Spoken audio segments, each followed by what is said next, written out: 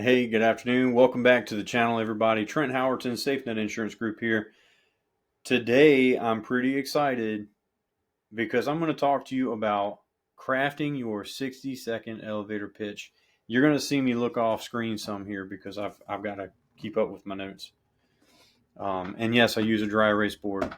Maybe that's odd, but instead of having it, somewhere up here, I just keep it on my desk, and it works for me. So, crafting the 60-second speech. Get some pen and paper out. Get something to write on. Hit the pause button if you need to. But we're going to do this.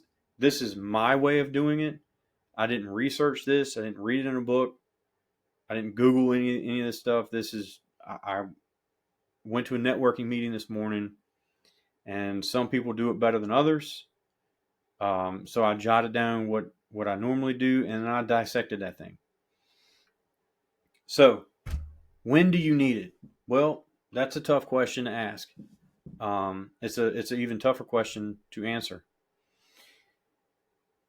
If you're going to a networking meeting, you probably don't need it, right?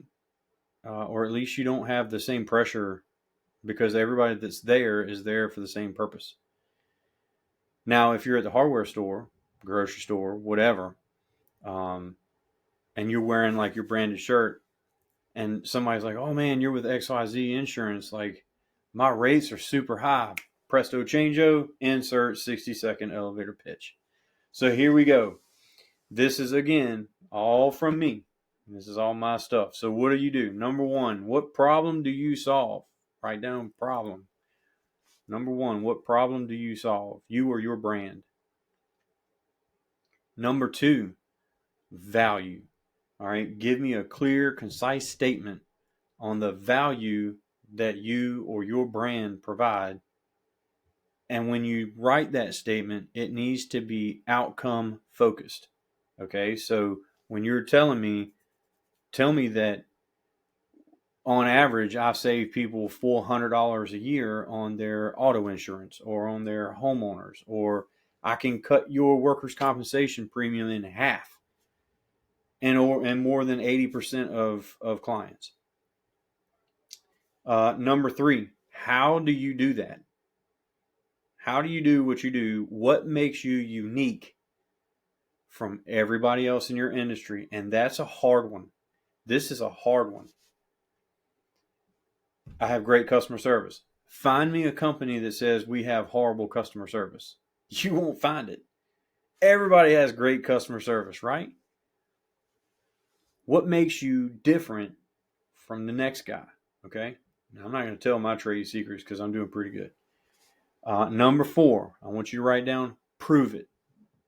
Right? It's like Missouri, show me state. Prove it. Provide examples or recognizable achievements that back up the how you do it. So number four, prove it. And number five, share a real story. Something that you can emote, right? That you can help people feel like they could experience the same thing. And here's mine. Don't steal it because this is true. I can introduce you. I had a client come in, widow, fixed income, right, which is a big deal. Insurance keeps going up. Please quote my stuff. Yes, ma'am. Quoted stuff up, and I knew up front I was going to save her a lot of money. And then when I saw what the savings actually was, it was over $1,000 a year. So I wrote it down on a sticky note, and I turned the sticky pad around and pushed it onto her side of the desk, and I watched her eyes well up with tears. That's why I do what I do. And even now, like, I'm getting goosebumps telling you the story. It was remarkable. It was such a unique experience. And that is my real customer story that I default to almost out of habit now. Now, there is a sixth one. I like to end on a question, and it needs to be open-ended, right? Not a yes or no. Like, hey, so did that sound good? Yeah. But how do you take the conversation from there? Ask something that's open-ended. So, what challenges have you had in the past with your previous policies? oh, well, my claim or this or that. You see what I'm saying? Like it's an open-ended question. It gives the person that you're talking to an opportunity to enter into the conversation. And then it's up to you as a salesman to draft that conversation forward. That's it for me. A quick recap. We got what problem do you solve? Number one. Number two, value, right? Clear, concise statement, focus on the outcome. Number three, how do you do it and what makes you unique? Number four, prove it. And number five, share a real story, something that brings emotion. Open-ended question for number six, and then the rest is up to you. Good luck, ladies and germs, with all your 60-second pitches. I wish you all nothing but the best.